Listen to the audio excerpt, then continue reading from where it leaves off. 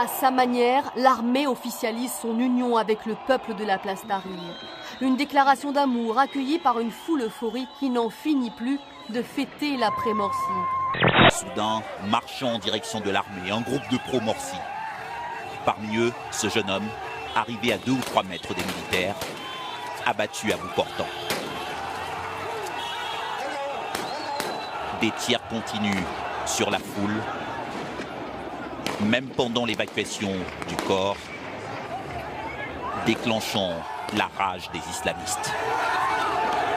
La confrontation tant redoutée entre les pros et les anti-Morsi. Jets de pierres et d'explosifs. Les affrontements ont commencé en début de soirée. C'est la première fois que les deux camps se retrouvent face à face. La France a pris acte de la situation en Tunisie. Pardon. Je prends acte aussi de la situation en Tunisie. Les manifestants ont été entendus. C'est-à-dire que l'armée a dégagé le président Morsi, président qui était à 32% d'opinion positive. Tu vois, c'est à ce genre de détails qu'on remarque que l'armée française est complètement sclérosée. Quand il se passe ce qui se passe en Égypte, c'est forcément un aveu d'échec. Dernière touche décorative. Aujourd'hui, ces tables vont accueillir les militants de la droite forte pour cette première édition de la Fête de la Violette. Un événement à l'image de la Fête de la Rose chez les socialistes pour maintenir la flamme du sarkozysme. Un rendez-vous militant qui s'inscrit dans un contexte de crise.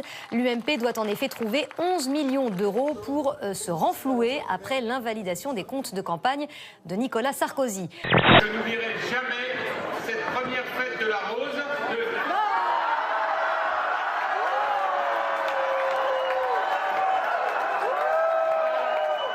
Nicolas Sarkozy quitte la rue de Miromesnil à la mi-journée, à l'abri des caméras. Depuis hier, il a retrouvé sa liberté de parole et il vient justement d'en user. Et voici ce qu'il dit sur son compte Facebook. Pour un dépassement que nous avons contesté de 400 000 euros, soit 2,1% du compte de campagne, s'applique une sanction de 100%, soit 11 millions d'euros. Je veux dire ce soir que la voix de l'UMP ne s'éteindra pas. J'appelle les militantes et les militants. J'appelle les sympathisantes et les sympathisants. J'appelle aussi les Françaises et les Français à répondre à la grande souscription nationale que je vais lancer dès lundi afin... Les socialistes viennent d'inventer une nouvelle taxe qui s'appelle l'impôt sur l'opposition.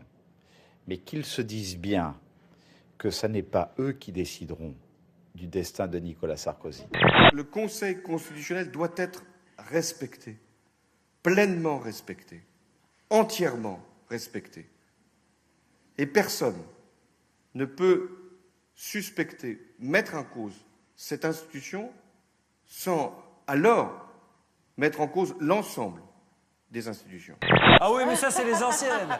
Et je les ai portées avant lui. J'espère juste que ma calvitie tardera un petit peu plus.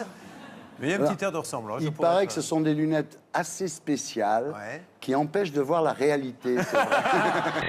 Bon, il y a eu dans les tours, on connaît bien, il y a eu tout ce qu'on sait, mais aujourd'hui, je veux croire que le tour est propre, que toutes les mesures ont été prises, l'organisation, la fédération, bref, l'État aussi joue tout son rôle.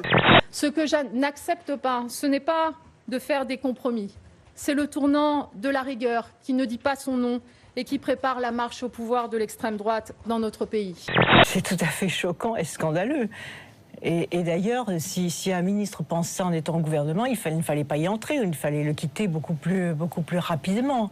On ne peut pas dire des choses pareilles. À Lac-Mégantic, au Canada, un train composé de 73 wagons-citernes pleins de carburant a déraillé. Plusieurs wagons ont explosé, provoquant un gigantesque incendie au beau milieu de la ville de 6000 habitants. Une trentaine de bâtiments ont été rayés de la carte par les flammes. 1000 personnes ont été évacuées de leur maison. Pour l'instant, les autorités sont incapables de dire s'il y a des morts dans cet incendie, mais plusieurs personnes sont portées disparues. Un Boeing 777 de la compagnie sud-coréenne Asiana Airlines a raté son atterrissage à l'aéroport international de San Francisco, provoquant l'incendie de l'appareil.